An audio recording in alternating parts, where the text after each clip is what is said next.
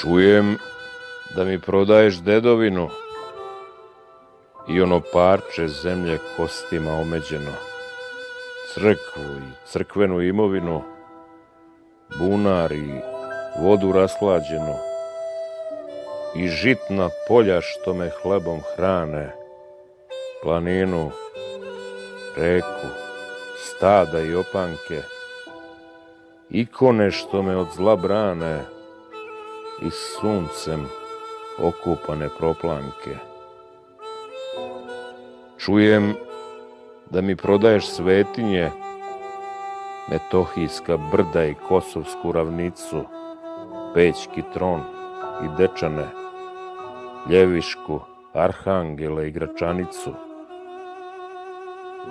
Pričaju još i da si Tapiju overio na kolevku srpske postojbine, da si mi decu ubicama poverio i da ubica sad o njima brine. I sve baš kao da je tvoje, kao kockar koji gubi očevinu, poklanjaš moje, moj prag i moju dedovinu. Kažu imaš plan, a planove u belom svetu krojiš. Čujem da mi prodaješ Gazimestan i da se Lazareve kletve ne bojiš.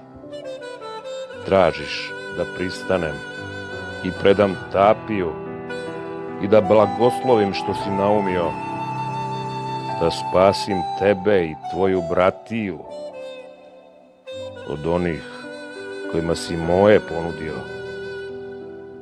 Ne dam. Pa neka me ubiju i kosti posade kraj ognjišta gde mi se pradeda rodio. Oni kojima prodaješ moje livade i sa kojima si prodaju vodio.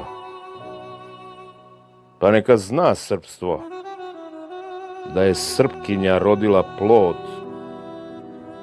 koji je prodao srpski rod.